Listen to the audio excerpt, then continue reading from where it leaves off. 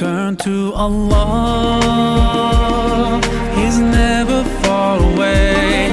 Put your trust in Him, raise your hands and pray.